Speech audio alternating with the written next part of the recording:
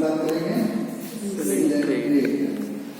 तो एक बात समझो, जब हम सिलिंड्रेट ग्रुप करते हैं, पहले ये एक ग्रुप था, इसके बाद अब क्या हुआ है, कुछ ऐसे एनिमल्स मिले हैं जो है इसी ग्रुप के, लेकिन उनमें कुछ डिफरेंसेस हैं जो सिलिंड्रेट के जो और ऑर्गेनिज्म हैं उससे अलग है। तो इसीलिए उनको एक अलग ग्रुप के अंदर रख दिया गया है, टिनोफोरा ग्रुप। और जो बचे हुए ऑर्गेनिज्म थे जो सिलिंड्रेट के थे, उनको ग्रुप कर दिया गया नीडेरिया। नीडेरिया, और इसी में से सिलिंड्रेट में से एक नया ग्रुप निकला है, टिनोफोरा। टिनोफोरा, ठीक है। तो हम बेसिकली सिलिंड्रेट के कुछ मेजर ग्रुप को देखते हैं जो आज भी इस ग्रुप के अंदर आता है। यदि हम सिलिंड्रेट की बात कर रहे हैं तो सिलिंड्रेट के जितने भी ऑर्गेनिज्म हैं कॉमनली वो एक्वेटिक होते हैं। यदि उनके हैबिटेट की बात करें तो वो एक्वेटिक नेचर के होते हैं। किस नेचर के होते हैं? एक्वेटिक नेचर के होते हैं, ठीक है। और एक्वेटिक में भी कॉमनली वो वेरी नेचर के होते हैं, सी वाटर में ये मिलते हैं। केवल कुछ ही जो होते हैं वो फ्रेश वाटर में मिलते हैं। यदि हम इनके और कैरेक्टरिस्टिक, कॉमन कैरेक्टरिस्टिक्स हैं, उनकी बात करें तो they are multicellular eukaryotic group और नॉट यूकैरियोटिक ग्रुप, जो कि टिश्यू लेवल ऑफ ऑर्गेनाइजेशन पे लाइज करता है। इसके अलावा दे आर रेडियली सिमेट्रिकल होते हैं। इसके अलावा they are diploblastic in nature, दो जर्म से ये डेवलप होते हैं। They are also called as diploblastic and root cells are present which is called as mesomeria cells। इनके अंदर जो थर्ड जर्म लेयर होता है वो ट्रू नहीं प्रेजेंट होता है, इसमें रूट टिश्यूज होते हैं which is called as mesomeria।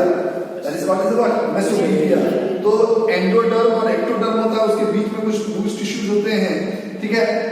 they are called as mesomeria। इसके तो they are diploblastic in nature.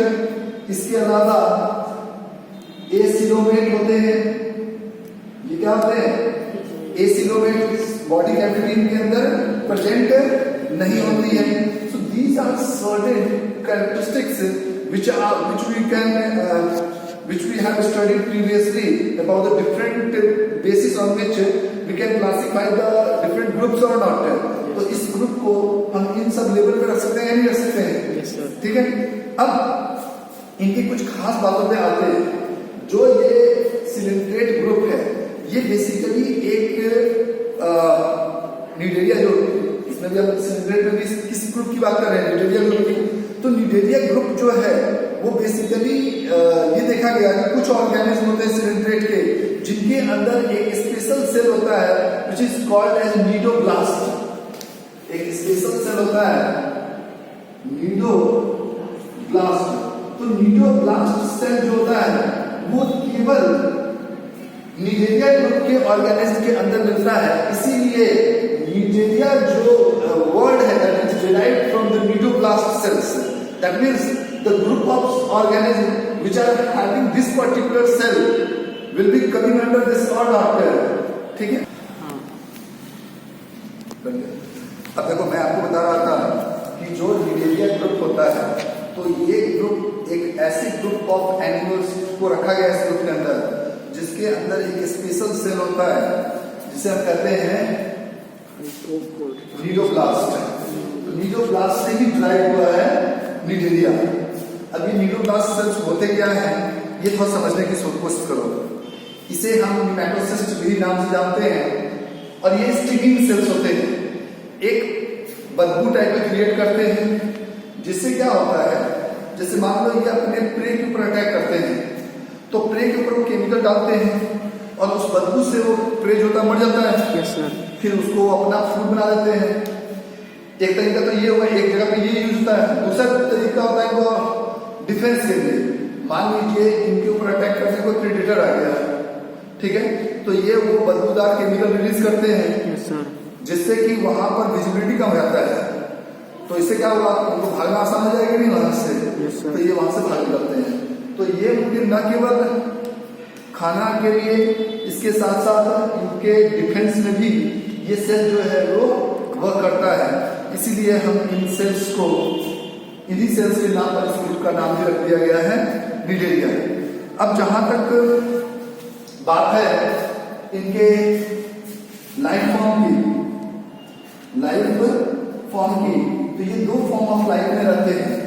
One is called as polyp and other is called as medusa. Polyp and medusa. Polyp जो होता है वो sedentary मतलब stationery,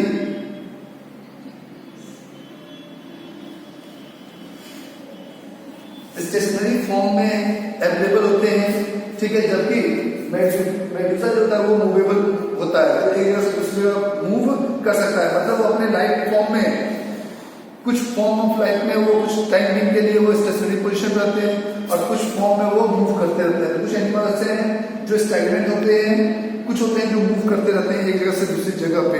जैसे Aurelia है, तो ऑरेलिया एक अम्ब्रेला टाइप का होता है, समुद्र में देखोगे ना तो ऐसे उड़ते टाइप के रहते हैं, इसमें नीचे की तरफ कुछ ऐसे कर्ली फॉर्म में छह टाइप का निकला होगा, छत टाइप का होगा, तो वो ऑरेलिया होता है। All come under the Cnidaria group, ठीक है। इसमें ओविलिया हो गया, ऑरेलिया हो गया, जेलीफिश जिसे कहते हैं, ऑरेलिया को जेलीफिश के नाम से भी जानते हैं, हाइड्रा हो गया, इसके अलावा फैसिलिया हो गया। तो कुछ ऑर्गेनिज्म होते हैं जिनका ना कुछ कॉमन नेम भी है, जैसे फैसिलिया है, पोर्चुगीज मैन ऑफ वॉर के नाम से जाना जाता है। ये तुमसे एग्जाम में पूछा जाता है कि मान लो ये मैंने कहा कि which animal is also called as Portuguese man of war, तो फैसिलिया जो है वो पोर्चुगल के आसपास बहुत ज्यादा अमाउंट में है। और जैसे कोई पहले सिप आती थी ना, तो वो सिप को ही जकड़ लेता था, जिससे सिप आगे नहीं बढ़ पाता था, जिससे पोर्चुगल जो होता है वो बचा हुआ रहता था, ठीक है। अब सवाल यहाँ पर ये है कि एक पोर्चुगीज मैन ऑफ वॉर हो गया, ठीक है।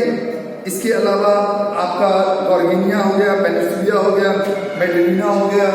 तो इनमें क्या होता है, ये कोरल्स को फॉर्म करते हैं, इनका एसेक्सुअल फॉर्म ऑफ रिप्रोडक्शन होता है, कॉमनली बर्डिंग या फ्रेगमेंटेशन से ये रिप्रोड्यूस करते हैं। सेक्सुअल मोड ऑफ रिप्रोडक्शन जो होता है वो ट्रू नहीं होता है। So these are certain characteristics which are present in coelenterate और नॉट। जबकि जो निडेरिया ग्रुप है they are basically comb jellies, जो टिनोफेरा ग्रुप है, इसमें से छोटा सा एनिमल ग्रुप को निकाला गया है, तो इनकी कैरेक्टरिस्टिक इससे मैच करता तो नहीं होगा, लेकिन इसमें कुछ अलग से कैरेक्टर होते हैं और इन्हें हम कॉम जेली के नाम से भी जानते हैं। तो ये सारे कैरेक्टरिस्टिक उसके अंदर होगा। इसमें एक खास बात होती है, कॉम्प्लेक्स होते हैं। क्या होते हैं? कॉम्प्लेक्स। इनके एक दो एग्जाम्पल आपको याद रखना है, जैसे टिनोप्लेनेरिया है, ये सबसे इंपॉर्टेंट है। इसमें बहुत ज्यादा एनिमल्स भी नहीं है, कुछ एनिमल्स आते हैं कि कॉम्प्लेक्स जो होते हैं वो ऐसी कैरेक्टरिस्टिक फीचर होती है। और सबसे खास बात इनकी होती है बायोलुमिनेसेंट, अंधेरे में चमकते हैं, बायोलुमिनेसेंट नेचर होता है। तो जो कि इनकी खास कैरेक्टरिस्टिक है, तो दो खास कैरेक्टरिस्टिक है, एक कॉम्प्लेट का होना, एक बायोलुमिनेसेंट का होना। और इसका एग्जाम्पल है Ctenoplana. Ctenoplana is the example which is bioluminescent and also they are prevalent into the marine, they are commonly found into the marine water, ठीक है। चलो यहाँ तक आपको ये समझ में आ रहा है, ठीक है। इसे बंद